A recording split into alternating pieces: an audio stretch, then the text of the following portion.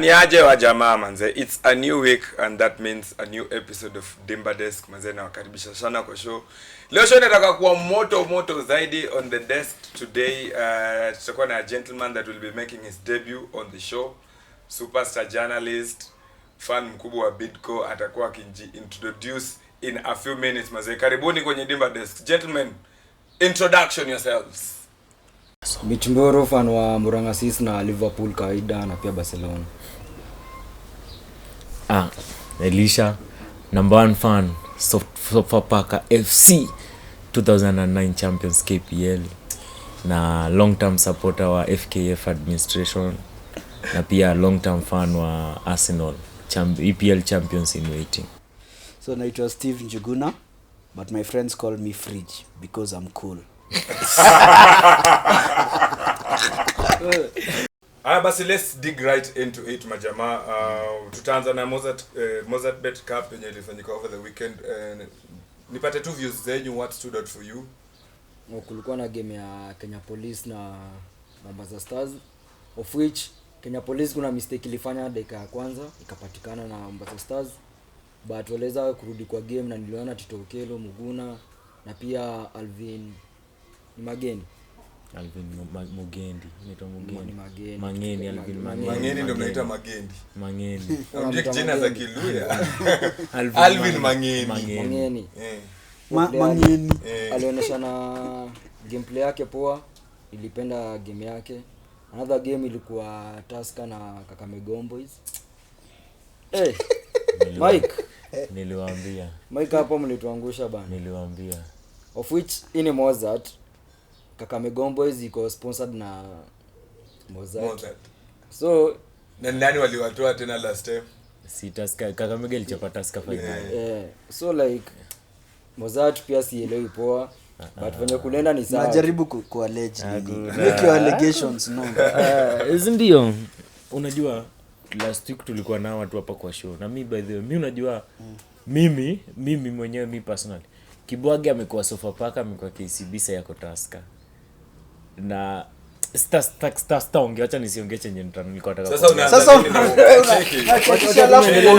yeye anaongea acha kuendelea. Unachachisha bana huyu, acha niendelee na. Wewe hapo itafika, acha kwanza. Acha amalize. Lakini uko na ufala. Hata game niliona highlights za Bungoma Stars na Sofapaka. All I can say enyewe kipa wa Bungoma Stars hapo pia alipeana team. Mpesa ililia ama? Allegations kuna mistake alifanya na iko inafaa kuwa peni hivyo kwa experience kama ni maybe ni experience na affect your team, uzoefu. Then another game ilikuanga watu wa Bidco. Unajua kitu moja najuanga na game ya KCB ni msio apatia chance ya kupiga set piece. Na hapo ndipo kwanza niona Anifesonga amefunga nikajua Anifata hii ni set piece imepigwa na ilikuwa kona. Na hivyo ndivyo walifungwa bao 3 first half wakamalizwa hivyo. Lakini hapo acha niingilie kidogo. Wewe kama Bidco. Mimi as the nani waambia kila siku. Wewe goja. Sasa hata unawaambia aje na sijaongea. Okay. Kuna a similar scenario that happened in a similar game. Tucheza against Sofapaka pale Machakos. I think it was Zico's first game in charge. Bidco sometimes first half unapata team haija lock in. First half na pia also just after the restarts. So unapata Bidco ikianza game vizuri, like whether in the first 10-15 minutes, then we are very much in line to win that game. But tukifungwa the first 10-15 minutes tunaweza pokea hata 4 kabla half time ifike. That happened against Sofapaka, against KCB. Venye umesema pia venye wako deadly on set pieces. Kama uko locked in game ikianza, kuna mistakes utafanya tu. Fouls na bure nini makona. Na hiyo sasa unajua pia as much as pia kitu tu nani amesema. Your experience pay matters a lot. But then also we lost arguably our best defender, our captain Nzuki. Nzuki. What was his name? Wandera. Wandera. In mid season. Mimi nafikiria unasema kwa hiyo game Julio na Nzuki pia amumia hiyo game. No sio game, nasema in mid season. Yeah. Na huo ndio mtu like alikuwa ameanka hiyo defense vizuri. So unapata hiyo inability ku replace that type of gap. Mtu mwenye alikuwa amecheza all the fast leg games, bado hiyo impact inafilika kwa team. But at least you see now pia scenario ya Bitcoin inakuwa very unique one, because this is not a team that's under the pressure of relegation, but is also not necessarily under the pressure of winning. So mbona niangalia hivyo point 30 KP kuna actually 32 point 32 KPL nikaa kuwa na point 50 EPL 10 games left. So 10 games there's no pressure. Kasi ati ni Nzoia. Umulize Nzoia kuna point ngapi? Points za Nzoia tunaweza hesabu in one finger. Sasa kama mnafanya nini finger moja? Anyway, point yangu ni like inabidi maybe kitu sahi najua coach atafanya over the last 10 games ni kuevaluate your squad na kuona who he needs to keep. Already sasa whatever he's working with is now what he's thinking of for next season. Where his best places za ku replace, ku experiment with some of the younger guys wenye hawajacheza sana, wakina Kelwish wenye hawajacheza ball sana hii season. Kina Gaucho pia I think pia injury pia imekuwa shida hapa na pale. Ndio ajue by the time inafika time yake ya recruitment kama atakuwa I prefer not to speak. Nasema watu wa Sofapaka wanajifanya wanajua vitu mingi sana kuhusu nini? Sio hivyo. Kuhusu timu yao. Kabla season haijaanza, Akulia tulikuwa tunasikia nezenda Tusker kwa assistant wa Matano. Ni ile atujui. Matano mwenyewe atamaliza Tusker hii season. Hata siko sure kama so anajaribu kusema Matano kama anaweza toka ni Akulia. Top candidate mimi niko sure itakuwa ni Akulia. Juu for a long time mimi najua Tusker imekuwa ikiangalia Akulia kuja learn from Matano na learn structures za team, then take over from Matano. First of all, Matano and Akulia have worked together before at Bitco. Ahuli actually took over from Matano wakati alikuwa assistant wa Matano bado Bitco ikiwa bado NSL. Yeah. But that said, I sincerely doubt, because you look at the way Tusker operate, and for them they always want to show their might, their heritage, exactly, their might. They always want to show people we are the only team that's been going toe to toe with Gor Mahia these past 4-5 decades. Seasons, So for them, that's why they always try and look for flashy Ugandan names, Tanzanian coaches, you know, interesting characters, watu wenye they can make headlines. Kama kina Ibrahim Joshua walimuhype vile alitoa national team ya Tanzania. Those types of things with the play, and I feel like since they did what they wanted to do with Matano over the past few seasons, they will now say they have a very peculiar structure. Me, I always know if Tusker have a Kenyan coach, the next coach they will have is not going to be Kenyan. Inakuwa Kenyan, foreigner kindonyo ama wakikosania pesa, Mkenya anarudi. Mwenye anakuwa successful kidogo anapewa like an extra season, kosana na management, foreigner. So it's a yo-yo type of scenario. So and they have the financial resources to do things like those. So wao sika teams zingine zenye kipoteza coach hata unapata TM ndio anachukua ama ball anachukua team. Tukiendelea into the subject matter, ulikuwa unasema what stood out for you? Kwanza kabisa favorites wangu Kenya Police. Niko sure Sofapaka tutapiga Kenya Police quarter finals. Juu me from the beginning nilikwambia from the onset hii cup ni ya Kenya Police. Hiyo ni kitu mimi niko sure. Salim Babu hapa akiwa Western, mimi nakwambia Salim Babu ni mtu amekuwa akiunda team. Western team ameunda team, ilikuwa team kali. Zoia tuliona team alikuwa nayo. Kenya Police is where success ya Salim Babu itatokea na atabeba hii cup. But then kulikuwa na hii game ya Bidco na KCB. Bidco KCB mimi nimeshinda nikisema na ndaambia bado Josh hapa. the next 2 seasons if Bidco don't change recruitment strategy, relegation is looming for the team. Hiyo ni kitu mimi niko sure 100% sure, na utakumbuka nilikuambia hiki kitu. Kwa sababu Bidco ukiangalia Mwalala mostly tunamjua tangu akiwa Bandari alikuwa na ile team ilikuwa na Wycliffe Ochomo, William Wadri, David Kingatwa. So nakumbuka hiyo team bado alikuwa anaua watu vibaya sana na maset piece. Akakuja tena akasign Dennis Chetambe bado tu akiwa Bandari. Amekuja ameenda alikuwa bado after amecoach team gani? Amecoach Ulinzi akiwa na kina Enosho Chiengo, Oscar Wamalwa. Bado tu alikuwa na point yako ni set pieces. Mimi nangoja kusikia kenye unaongelea story ya recruitment. But mimi kitu nasema because by the way unajua na ruka umekuwa ukiongelea recruitment ya ukienda kwa set pieces. Kidogo sasa hivi nasikia set pieces. Bidco vile wako. Ukiangalia hata game kama hii yenye tulidraw nao hapa Thika 1-1 Bidco Sofapaka. For the long time Bidco could defend set pieces imekuwa ikilemea sana Bidco. Na mimi sijui kwa nini. Sijui ni ile makoches wao waja specialize kwa kutrain watu vile wana for defend set pieces. Juu ukiangalia hata this season wana consider a lot from set pieces, which is true. So mimi sijui either ni recruitment ya venye wana recruit players, pia hawa recruit players according. Juu pia unafoangalia height yako kwa defense, unafoangalia capability ya player kwa situations tofauti. Sijui, but mostly mimi nangoja point yako yenye itani convince that Bidco in the next 2 seasons wanashuka na haiwezi kuwa set pieces. Trials, history ya trials. Mimi ni upe niliambia na wangliambia hadi Shedi. Tuliona kitu ya trials na Mathare United. Mathare walikuwa wana recruit vizuri kutoka Maisa, wakakuja wakaingia Ezekiel akaona akaenda huko akaingia process ya trials. Mathare ikumaliza season moja relegation. Posta Rangers ile time ilikuwa ngari. Maisa haiko inafanya trials. Maisa yenyewe hiyo yenye Mathare ilikuwa ina recruit. Maisa inafanyanga trials ya vijana wadogo. Inawatoa huku kwa mtana inawapea chance. Mathare United hiyo ni team tayari iko mahali penye. Ona maplayer. Let me surprise you. Can I surprise you? Allow me to surprise you. Why? Tusker FC holds trials. AFC Leopards, if you are a good player and you go to the coaching staff and tell them, can I trial with the team for 1 week?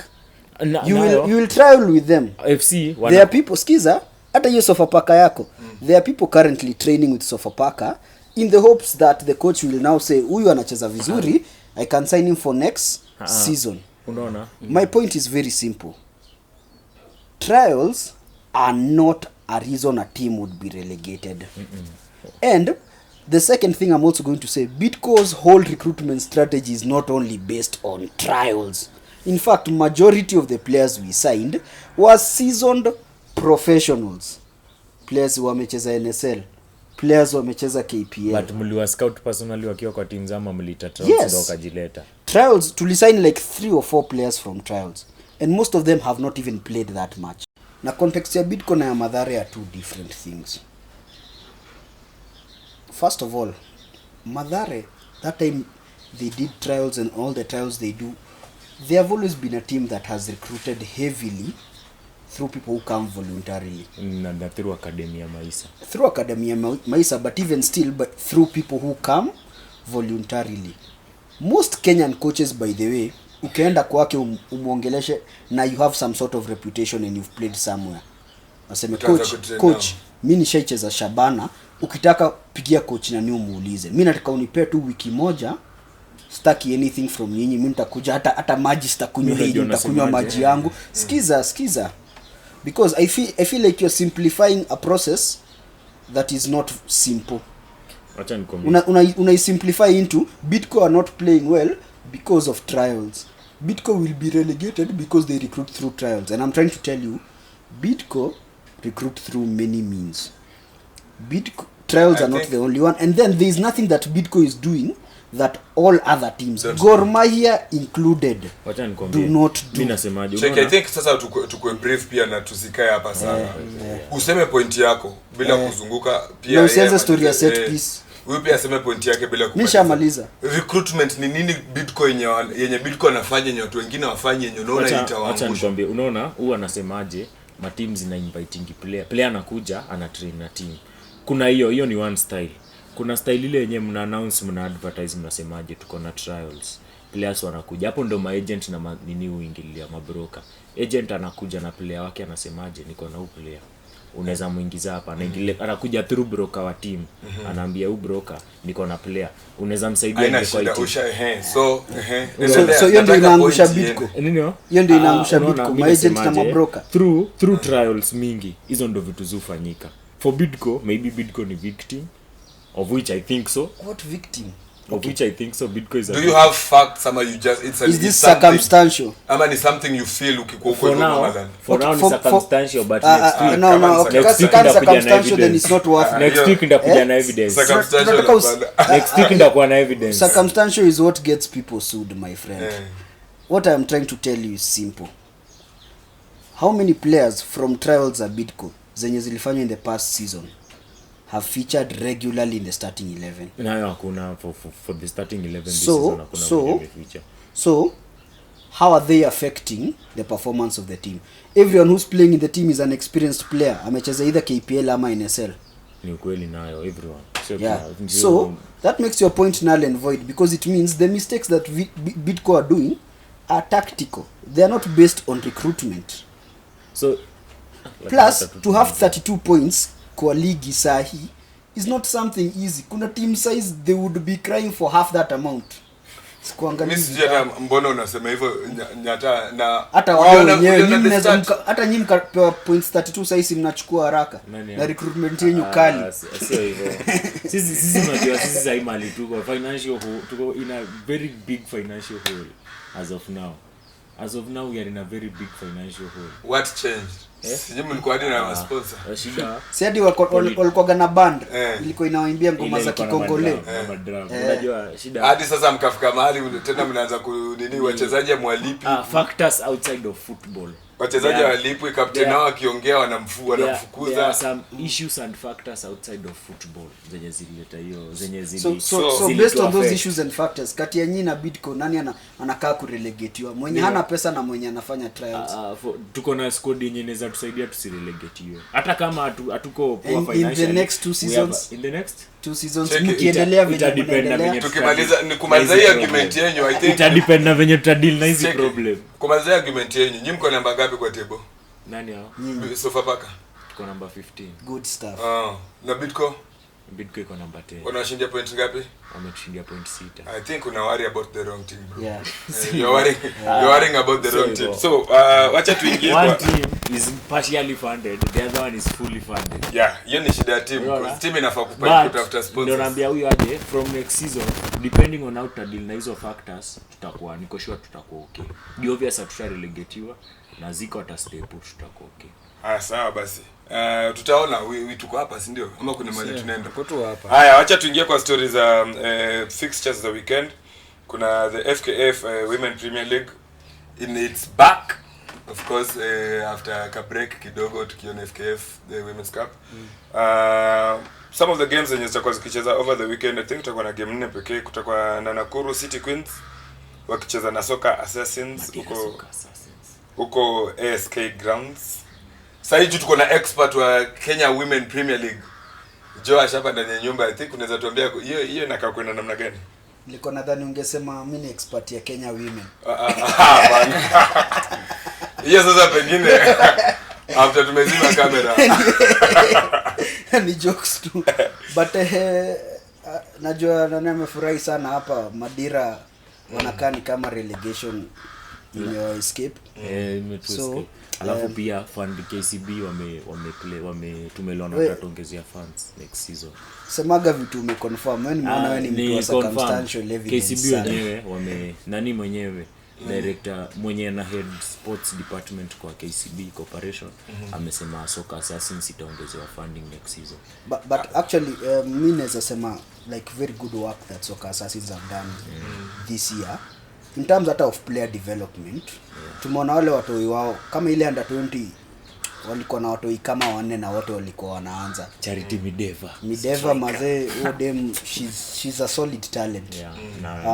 Lakini nimeona pia also some other FKF or other teams zingine za madem pia zimechukua watoi wengi sana huko kwetu ulinzi kwa. So hiyo game but Nakuru City Queens na Soccer Assassins naona kiendaje? I think games ka hizo zenye both sides pressure si big sana. I think hapo sasa inatukwaga tu players cause unaona Wenye season inaenda wameamka. kuishi inaenda kuisha, kila mtu tu anataka kucheza ball, kujibamba. But acha ni agree na huyu hata for once Madira naona inaweza shinda hiyo game. Inaweza nini? Na unajua women's football next season tunajitayarisha juu I think next season Makolandas na Kakoro zinakuja. Zinapanda league, women's team ya FC na women's team ya Gor. So but for now Soccer Suns tuko sawa na tutapea City Queens a run for their money. Sawa. Mitch Kibera, Soccer Ladies wanapatana na Kenya Police Bullets. Wanapatana na timu Unbeaten. yangu. Tuko unbeaten. Unaona kukiendaje? Badala juzi kulikuwa na training ya Kenya Police ili happen between blue team na yellow team. Na yellow team I think ilishinda. Sijui ni gani ilishinda. But niona ni Kwekwe. Ako na game poa na pia Masinjeri na pia Injury ni deadly. So mix tunaona bado tunaendelea tu na hiyo form ya unbeaten run na tunashinda hiyo game. I think nilikuwa nikiongea na Lucy Njeri wa nini wa uko Kibera akisema sasa hao ndo wata stop the bullets. Wenye wa team Libya Kakoro. But Team kwa kapi Libya. Move on. Libya Move Kakoro. on. Kila show nasema Kila show ni story hivyo same. Si walimwaibia, tunafaa tukubali. you want to be the victim so bad. Kila show waliwaibia sijui 3 weeks ago. Si siku moja hata ukuwe suspect. Kila show tu waliwaibia. Waliwaibia. Wewe tulia. Hebu kwanza tuambie. Pia wao waibe. Zitex Sparks na Viga Queens watachezaje? Viga Queens this season wamekuwa down. Lakini ukiangalia in terms of financial power wafiki Ulinzi Starlets na Kenya Police Bullets. So hapa tuko kwa Zitex Sparks na Game inachezewa Ruiru. Huko ni Mauano. Si game iko Ruiru Ruiru. Stima Club. Imani Complex. Ni Imani huko hiyo ni Imani Ruiru. ikiwa hapa Ruiru hapo inakuanga Mauano. Mastudio wa Zitex kuja wanajaza uwanja wanakuwa na fan base big. So kwangu mimi hapo Zitex inaweza fanyia Viga mwisho wa reli. Hapana. Wanaja Viga. Ngumu msee. Hebu Ama iwashike draw. Either Zitex win or draw. Sisemi ubaya juu ya Zitek by the way. God bless Zitek. Lakini Viga mazee kuna venye. Mimi nimewatch Zitek wakicheza. And I noticed one thing. They have some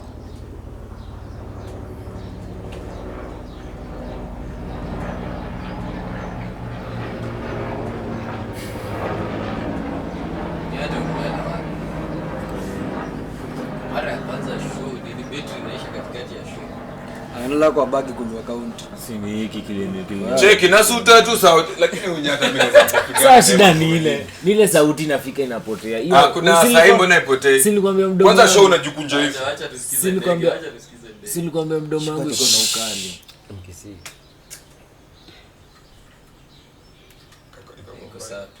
so one thing nili notice about both of these teams. Na mimi as in nimesema ndio watu wa Zitek wasikuje kunimaliza. Viga Queens of course they've lost a lot of good players. But your team the one thing you will never lack from them ni physical conditioning. Ama demo na kwa wow train vizuri sana. And they are always stronger than their opponents. Because of course that has something to feature with it. Huko Western they eat very differently kuliko teams za huko Nairobi. So unaona mademo wa Zitek they are skilled. They are very good especially with the ball and at home they'll have home support. Lakini ikifika vitu kama duels, set pieces, hapo najua Vihiga will always go past them on that accord. So mi sioni kama watawezana huko, but also you know as he said they're playing at home, must today utokea, so let's wait and see. But Vihiga mi najua garizo hata wao kama wanacheza against teams za Nairobi na wana win sana. Nijua madem they do their conditioning, their strength work, their physical work very well. So ikifika kwa unajua ukiwa fit hata ball inakuwa rahisi. Everything else now becomes easy for you. Wanasemanga train hard, play easy. Haya basi Nyata Bungoma Queens wanapatana na Bunyore Starlets za Western Derby. Nani Masi Wadadi ule wa Ulinzi Starlets tayari next season tutakuwa anachezea Bungoma Queens. I think imeshakuwa confirmed kama signing ya kwanza ya Bungoma Queens. Na Bungoma Queens this season one thing imeweka fit ni ati wana concede less goals. In terms of conceding wana concede less.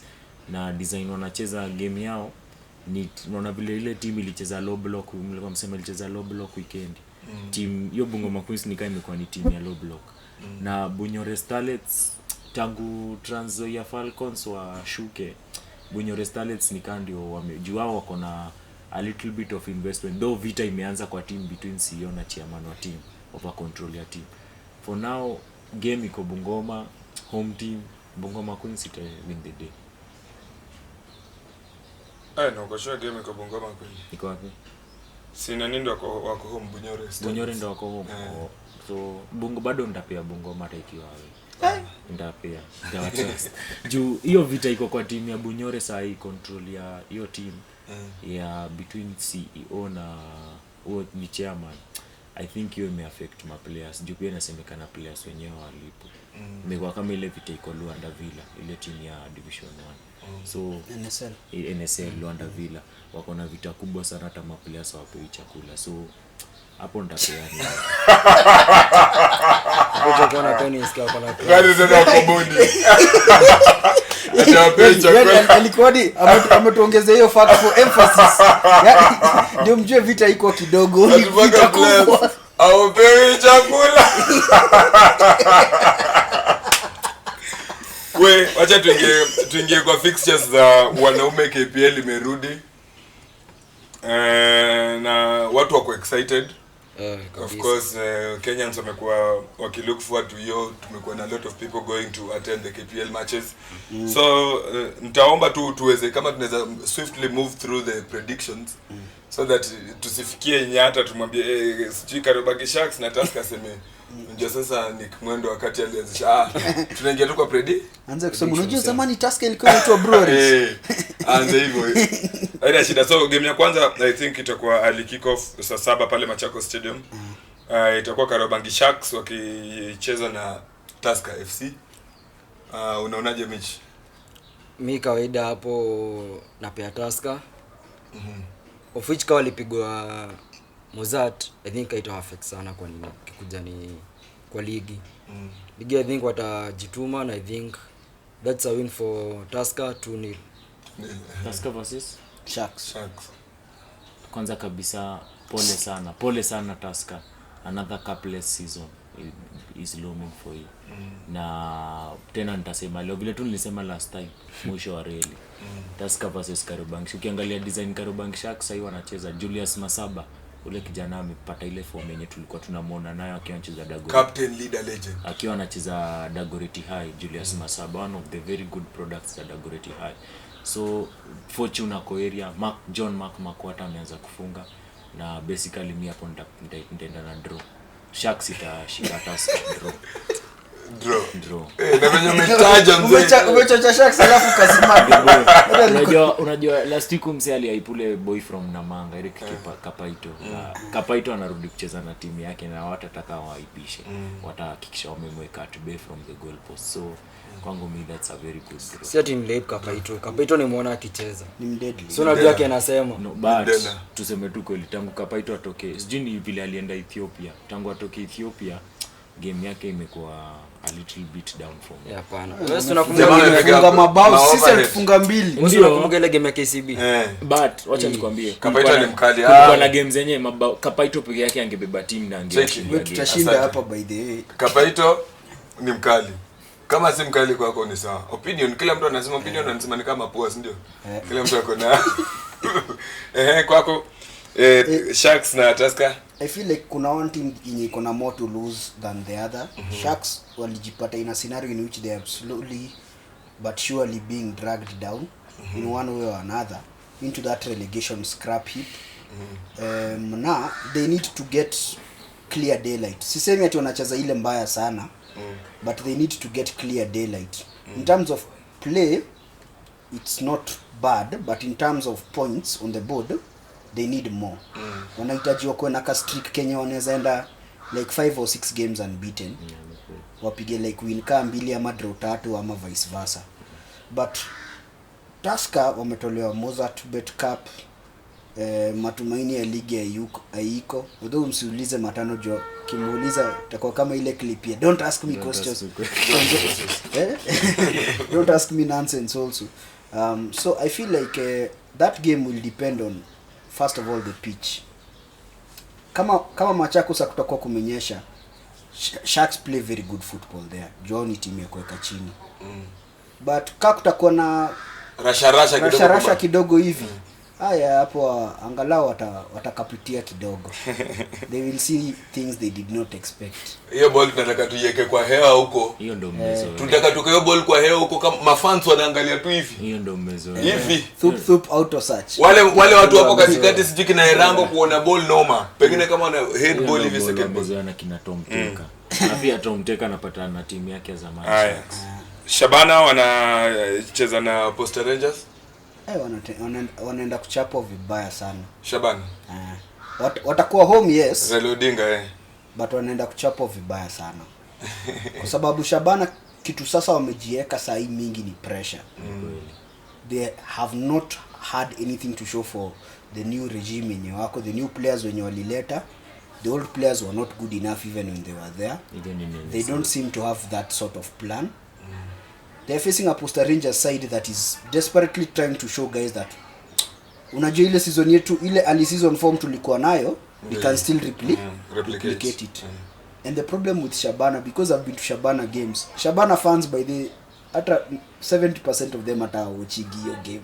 Wakotoa hapa na hiva nini? Watasikia tu msia kiwika hapo, hata hiyo team nyingine inaweza kwenda celebrate, wao wata celebrate. So the players will see the support and everything, but wakianza kupigwa sio waanza kujitoa tu pole pole, wanaenda sherehe. So Shabana hawajui ball. Sijasema hawajui ball, but nimesema their knowledge is not at the level of which the Kenyan top flight requires it to be. Like waende wacheze pale NSL, tuende tu watch Toyo next season, hata si tupate excuse ya kwenda kwa Jericho. Unajua kitambo jeshi ilikuwa gari. Unaona wakiwa ile time wakiwa NSL walipigwa na Mount Kenya 3-2. Mafans wao walisimama kwa gate ya Toyo.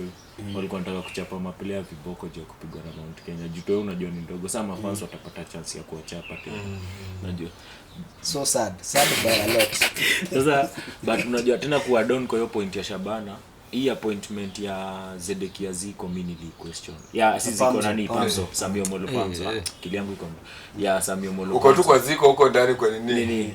Hii appointment ya Samio Molo Pamzo nili question. Pamzo aja to prove that ni coach mwenye anaweza take over team iko na pressure na waweke kwa position yenye wanaweza shinda tena. Then there is Samuel Njao anarudi. Ni John Jao goalkeeper huwa nini wa Posta anarudi. Na ukiangalia but then ukiangalia defense hii ya Posta, Christopher Ruchum na Kennedy Odhiambo, tangu Kennedy Owino aende FC sidani kama ile combination ilikuwa ya Christopher Ruchum na Kennedy Owino ilikuwa ina match ile combination tulikuwa nao zamani Posta ya Pascal Otieng na Joaquin Satudo. Na ukiangalia tangu Kennedy Owino aende hawajakuwa na ball playing center back mzuri mwenye anaweza handle deep situations. Na ukiangalia Saisha Bana, Peter Ogechi, Enoka Gwanda, Ezekiel Ochuri ni maplayer wanaweza kill game. So for me, I expect both teams to score, but Posta ita win in the end kwa sababu sasa watawin aje. Wewe bado unajua predictions zako tutaanza kuziruka. Sio hivyo. Mimi nasema both teams score but in the end Posta ita kill game. Acha tuende kwa mechi.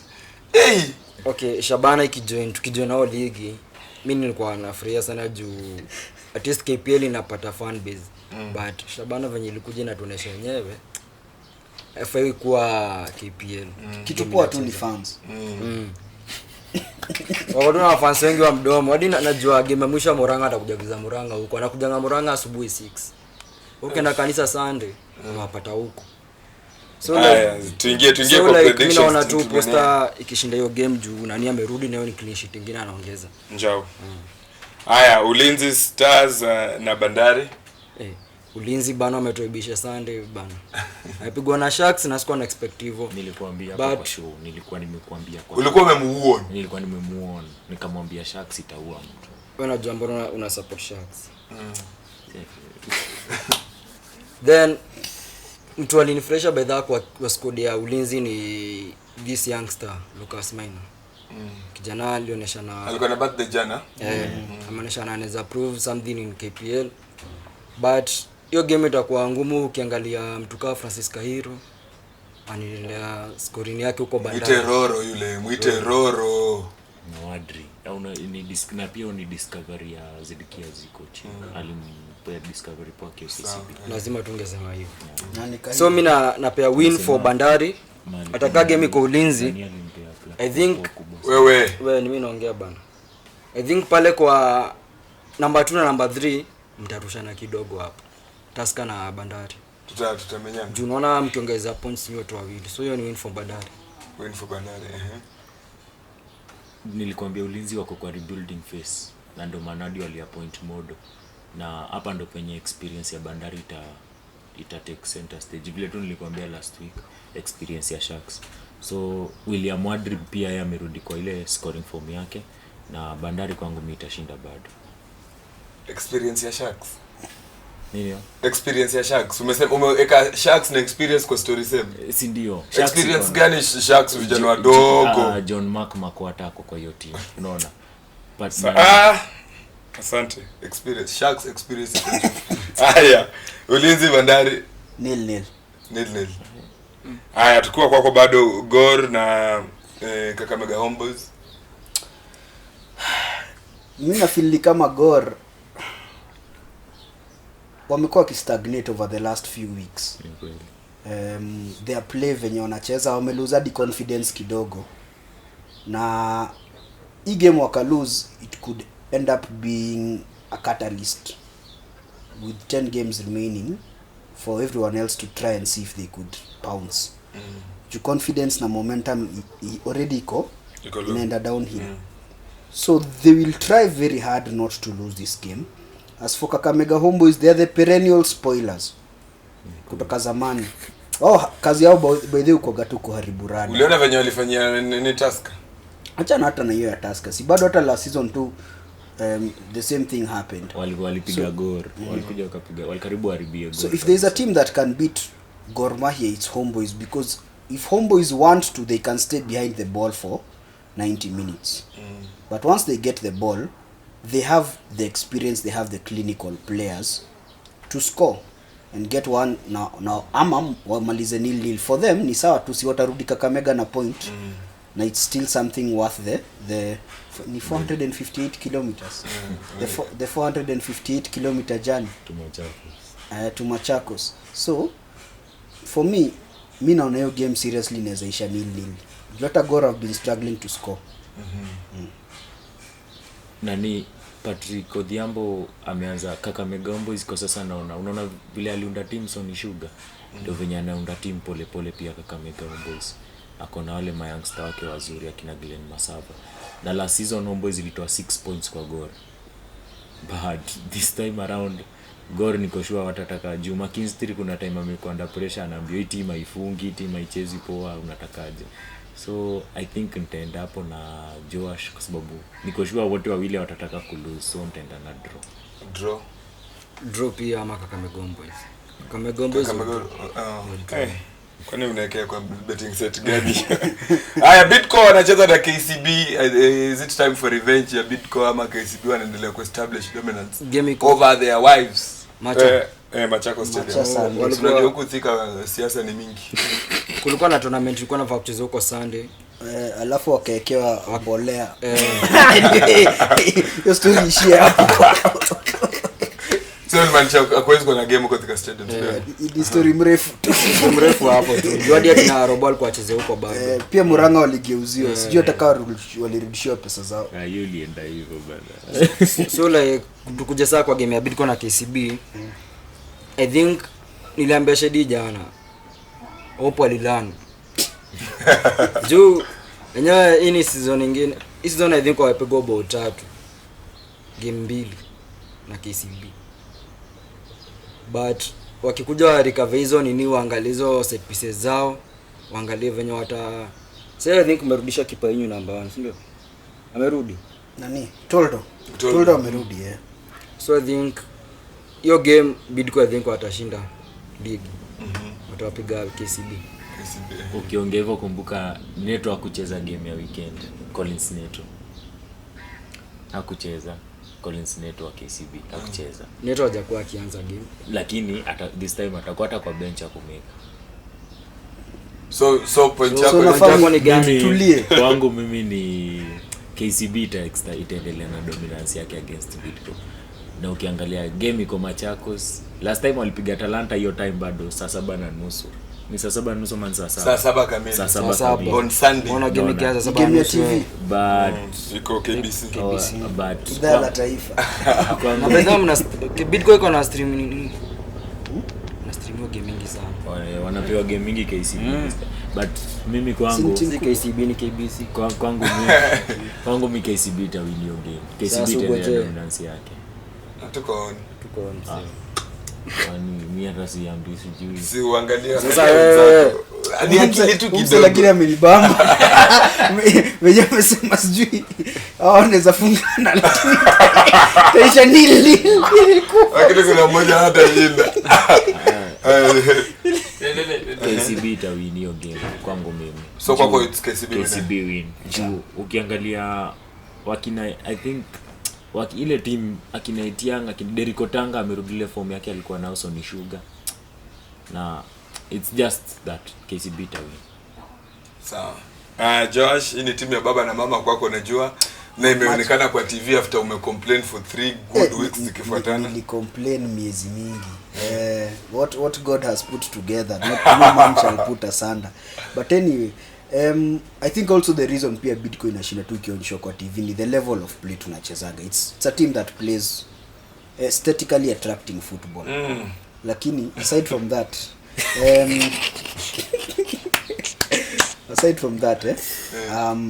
matcha by the tumekuwa tukicheza vibaya sana huko na sijui shida ni gani. Sijui ni mna travel sasa game ya saa 7 mnatoka huko saa 6 bro. Hata kani hapana. Umse anafanya ikaini kama tunaenda kucheza game Shimalavandu. Schedule toka huko si. Anaenda wapi? Si anaenda kupatana na timu wa matcha. Alafu atoke saa ngapi? Mwache kuongelea Shedi kama yuko hapa kujitetea. By the way, wewe una kila saa tukitaja Bidco unataja Shedi. Get alive. Si hata nyinyi mnataja. Si hata huwa ametaja Shedi. Mimi nimemtaja Juve nilimwambia kuhusu game ya Bidco venye ilienda. Asanteni. Wasituzoe. Wasituzoe inafanya ikaini kama unafanya ikaini kama ni Barcelona ya 2009. Hapana, ni ile kuwaambia cheki. Mlimake blunders utoi.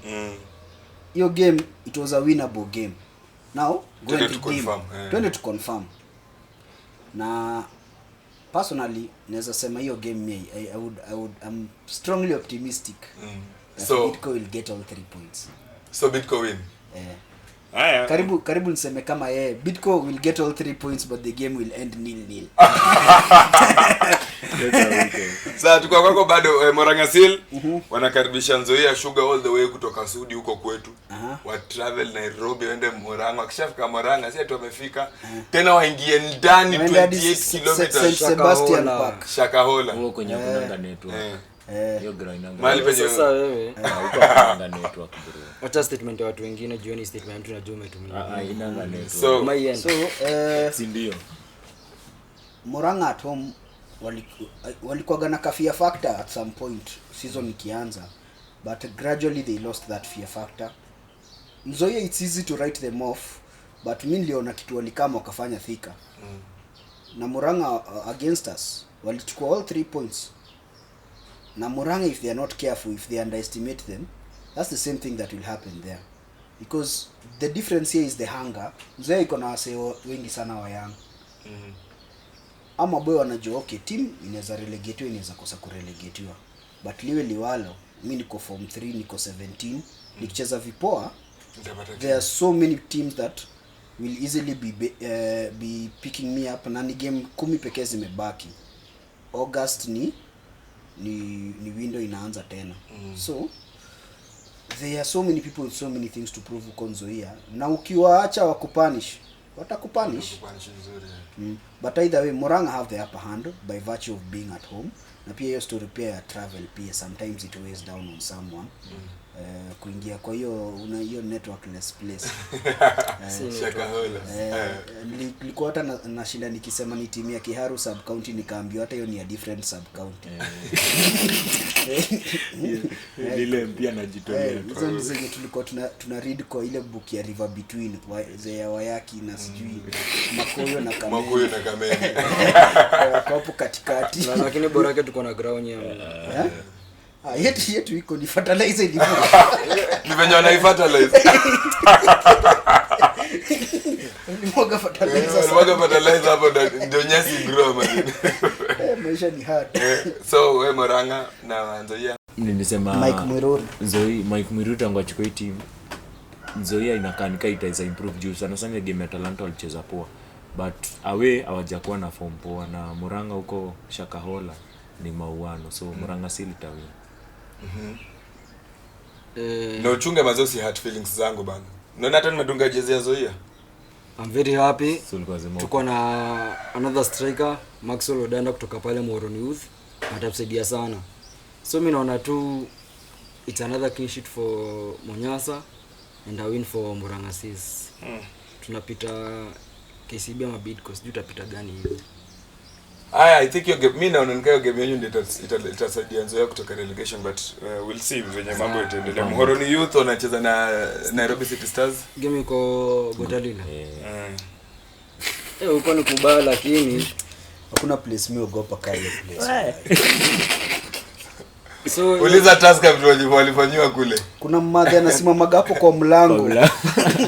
Anakutusi na matusi yote mbaya. I think itakuwa Moroni or draw. Nani Rigano Tieno amerudi kutoka injury. So Moroni itapiga hiyo City Stars vibaya tena sana. Vile Adagala alisema Moroni Youth itamaliza top 10. Though itafanyika but unajua ukirelegate uko top 10 ya NSL. Yeye alisema watamaliza top 10. Sasa so top 10 ya wapi? Ndio sasa tunangoja kuona. Venye amesema mimi naona Moroni wakiwin. It will be close, but yeah, pia na Filika City Stars pia hiyo hizi stories zao internal zinaweza affect the playing unit a bit. Because at some point before hizo story, this is a team that was challenging even for the title. But since then tumeona progressively ni kama wako distracted kidogo. I wish them all the best. Transition ya getting new owners sometimes can be tricky. So we'll wait and see how it goes. AFC Leopards wanacheza na Sofapaka. So I don't know which cat ita win this contest. Hiyo ni grudge match, unajua Ziko pia naye former Gor coach, former Gor legend, also needs points for Sofapaka. Ziko always takes games against a team like AFC seriously juu pia it's something he relishes. It will be difficult. Personally naona it's most likely going to be a draw, or Sofapaka could edge it. AFC have a very good run of form in the last few weeks. Of course before the international break. Gitego alianza kushika form kiasi, they are on this striker. Although now sahi anasema ana mark time to AFC. Hapana, alikuja akasema ni rumors. Haiko alisema anataka kwenda top. Alikanaongelesha Morio wake journalist wa Rwanda. So alisema anataka kwenda top team, so most likely summer transfer window ataenda Bidco. But alitoa statement yake mwenyewe ati bana, we serious? Hata sikuwa nimesikia Bidco. But I think alitoa statement on Instagram. Instagram alisema mlimtusi sana mfano FC mlimtusi. Kama sema ni it's a draw or Sofapaka for me. Last season tulitoa 4 points kwa FC na saa hizi iko niko sure ako ready na ako very well prepared and armed. Bora anzishe nani? Jacob Onyango mwenyewe amepona na amerudi. Evans Omondi kwa la goal alitokolea hii game ya Bungoma Superstars, ali make some very good saves. So Victor Auga, my regular first choice and best option for the team. I think itarestishwa bado. Na I think unajua nacheka kwa nini? umse kila siku tukiongelea story ya Sofapaka anasemanga kama ati hii wali lose kwa sababu ziko kuanzisha Victor. So hizo time hata ukiangalia Evans Omondi Sahi. alikuwa na make blunders mingi sana hiyo time. Kama ile draw ya 1-1 na Bidco, Evans Omondi alimake blunders mingi sana hiyo time. Na but ukiangalia sasa ni kama amepata form na ameelewa game. But basically so hako anajua ball itakuwa pia unajua pia yeye hiyo recruitment basi ni mbaya. sio hivyo. Kipa manyajui ball. Sio hivyo. ama ni trials. Unajua Evans Omondi alitoka Nairobi United, ni goalkeeper alitoka NSL na alikuja Premier League after amecheza NSL for only 1 year. Victor Uga amecheza Division 1 for close to 2 or 3 years akiwa na Dandora Youth. So basically I think hiyo game itakuwa Sofapaka win or draw. Star enda ile sure sana. Juu FC inaweza tuletea shida sasa hivi ile kesi ya Kovo. Siliko nadhani ku recruit players from Div1 na NSL ni mbaya. Na hiyo unajua na hiyo ndio itafanya nilisemaje, kuna venye unaweza enda direct to recruit player mchukue kutoka kwa team, na kuna venye unaweza tangaza uadvertise sema tuko na trials player kuja na agent wake akupeka kitu uchukue player. Unaona sisi hiyo ni a very strong allegation by the way. Kesi anaendelea na form yake poa, but pia kuna player yako Sofapaka Darius Munyambo Msaga Munyambo. By the hiyo jina yake ni Munyambo. Tunasikia tu jina. Nani ule Munyambo? Yeye tumekaa na game kwa Sofapaka huko. But I think Okal Mieno bana ni mbaya. Na hata Kakairi pia. But mimi naona tu unaona tu Munyambo. Kigan Ndemi. Yeye ndiye nimesikia sana kwa aduke na kwa comment unasikia tu Darius Munyambo. Ametangaza Darius Msanga Munyambo. But hiyo game naona tu ikiwa draw 1-1. Nyie mheshimu FC but mtafunzwa, you learn soon. Talanta wanaenda kucheza na mapolisi. Game iko Machako Stadium.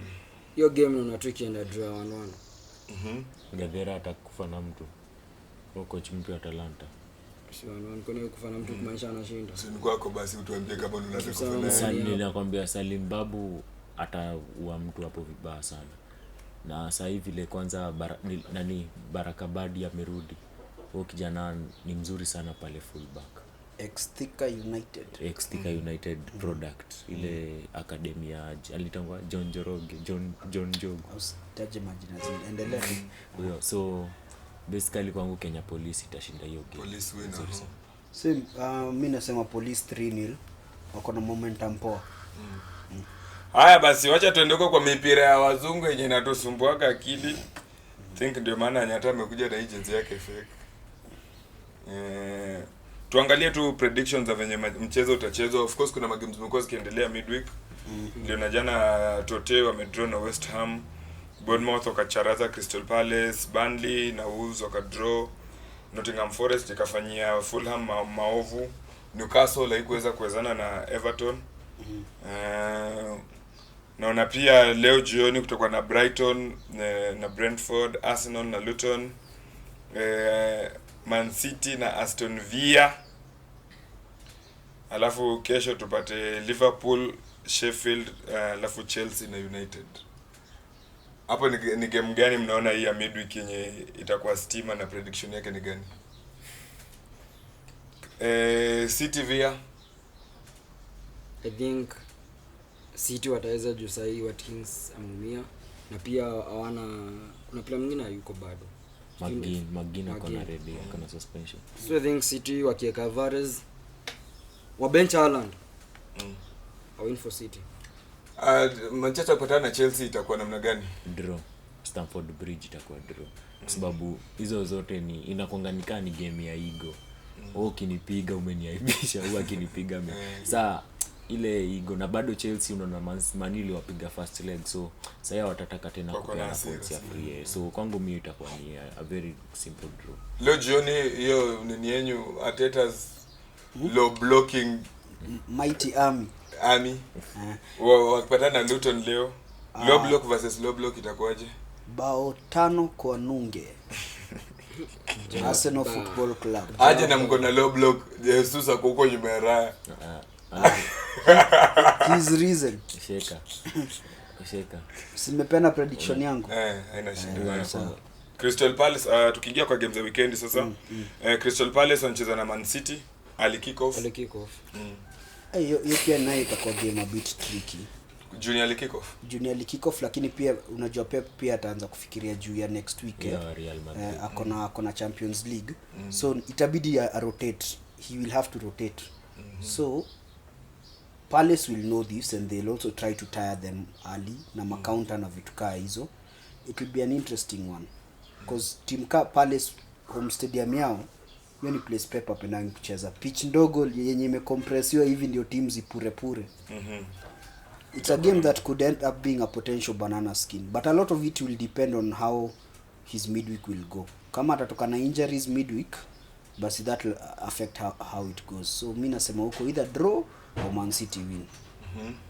Olivier Glasner alikuwa assistant wa Pep akiwa na Tenaga akiwa Bayern. So pia hiyo ni mwanafunzi na mwalimu wanapatana game nyingine. Na hiyo mafikra ya Real Madrid juu kumbuka hiyo pia ni grudge match. Real iko na grudge kubwa sana na City kwa sababu ya last season. So it's a very tricky one, but mimi nitasimama na draw. Full time draw. Mitch. Mimi nipe tu Man City ama draw. Man City or draw. West Ham anapata na Wolves. Pale Molinu. Wolves ndio wako. Ndio Molinu. Sasa unajua umeanza na West Ham versus Wolves. Anza na nyiko home hivyo ndio itakuwa. And the man nilisema Molinu. Ndio niweze kukushika sasa hapo mbele. Sinajua. So I think itakuwa West Ham. Hata wakiwa away. Jana venye wamepeleka toto. Itakuwa ni noma. West Ham Wolves itawin. Wolves ni kichwa. Hata mimi niko on Wolves side cause pia West Ham pia wao wenyewe wako na mashida zao. Na pia wao wanafikiria Europa pia. Mwanzo wako na Liverpool. Wako na Leverkusen next week. So itabidi hapo wa prioritize. Haya, kwako Everton Burnley. Hiyo Everton. Wako Goodison. Hiyo Everton at home. Everton itawin. Everton lakini masabu inaendelea. Aston Villa na Brentford. Mbomo na Tony. Mboma amerudi si ndio? Na mnaona venye ilifanyia timu nyingine hapo.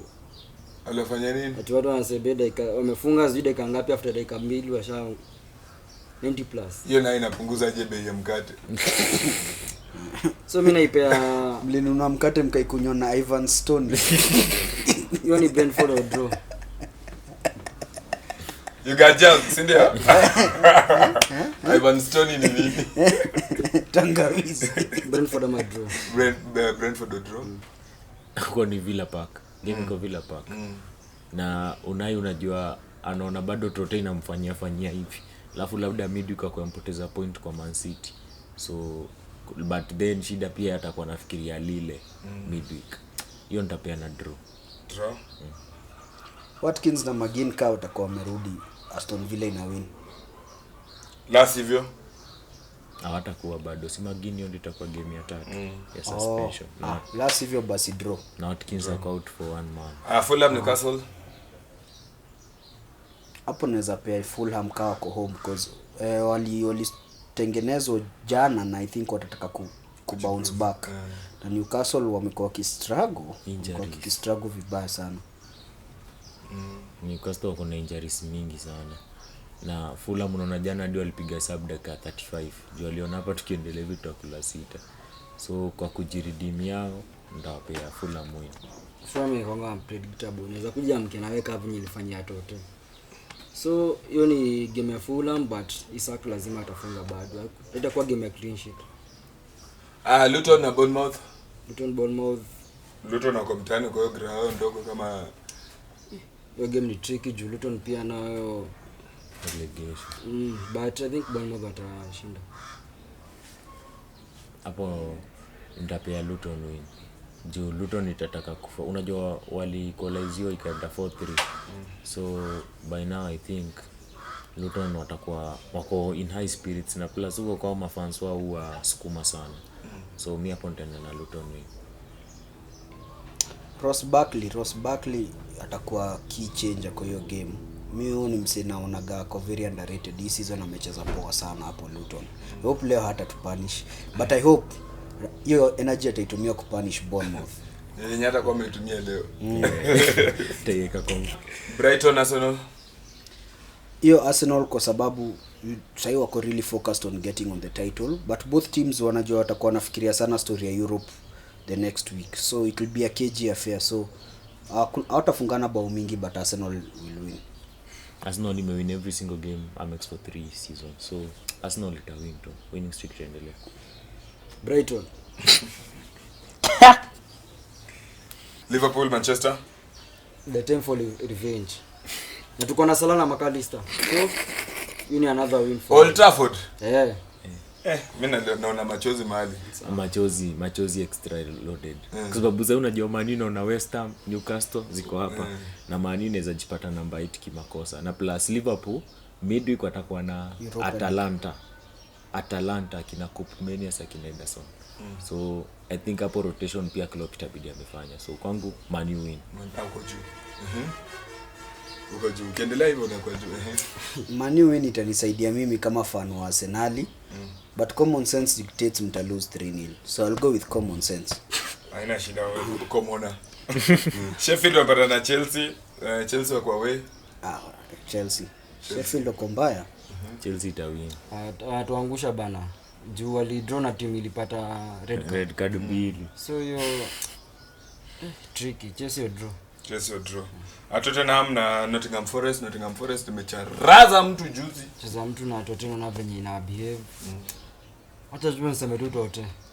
Ile game ya Tote si game ya Premier League. Na inaendelea kujionyesha polepole hiyo system ya Premier League. So kwangu hapo nitaenda na draw. Juu Nottingham walikatoa points, lazima watafute points. Nitaenda tu na draw. Nottingham itakaza. Nottingham itawin. Nottingham win. Sasa tunaingia kwa the last segment of the show. Inaitwa namna gani? Who knows ball? Do you know ball? I know the football. Do you know ball? Any day, anytime, every time, anywhere, any place, any zimejaa. Do you know ball? Sawa, acha tuulize maswali leo ni 4. Tunataka nani anaweza pata akue yeye ndio ana know ball this time. So, question number 1, who's the current top scorer in the FKF Women's Premier League? Tumaini Waliaula. Nancy Atako, Purity Alukwe, Rebecca Okwaro, Lucy Njeri. Lucy Njeri. Rebecca Okwaro. Rebecca. Sinjeri? Bogoja shika. Tulisema unagoja kwanza kila mtu ajibu alafu unapeana sana nini. Si amesema umesema yangu actually amengoja. Yangu amekataa kwanza. Nimesema na huwa anagojanga dakika ya mwisho. Sio hivyo, mimi singojangi dakika. Sasa nyinyi ndio mkono. Sasa rectify swali ya pili. Sawa, so mnataka nifanyaje nikimaliza kuuliza? Mtu anasema jibu yake then unasema niseme jibu sasa. Unamjua vizuri. Kwani ni who's matter now? So which is the odd one out and why? Kibera Soccer Ladies, Bungoma Queens, Vihiga Queens, Zitex Sparks. Mrudia choices kidogo. Kibera Soccer Ladies, Bungoma Queens, Vihiga Queens, Zitex Sparks. Vihiga Queens. Why? Wako delegation kwa chini. Hao ndio pekee yao wameshinda Women's Premier League hapo. Same.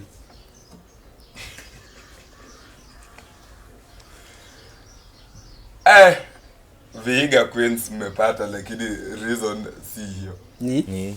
Hawa hapa ukiangalia hapa hao wote wamequalify to the next round of FKF Women's Cup. Lakini bado si ungeanza na story na sasa hapo, but it doesn't make us wrong.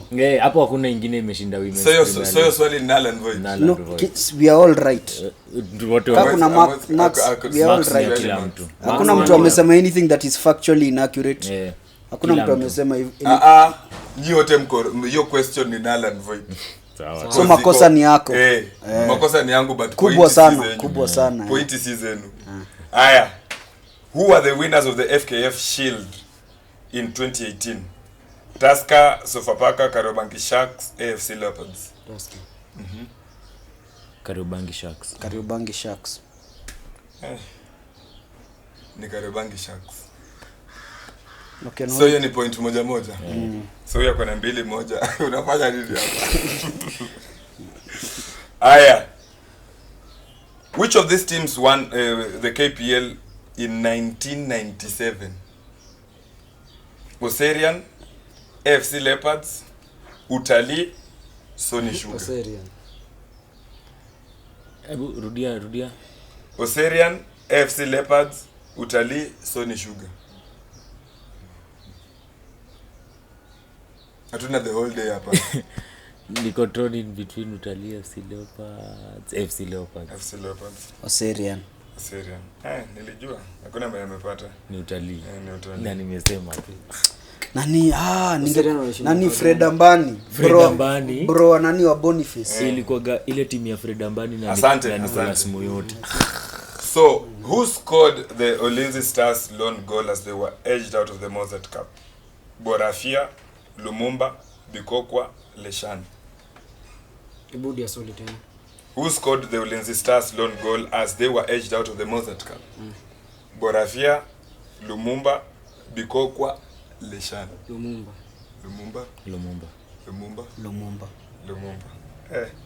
Sawa, mmepata. So 1, 3, 2. Hapana siwe. Amepata 3 wapi? Rebecca Okwaro. Na Kariobangi Sharks. Na ningepata 4 ningechukua tu Utalii. Haina shida.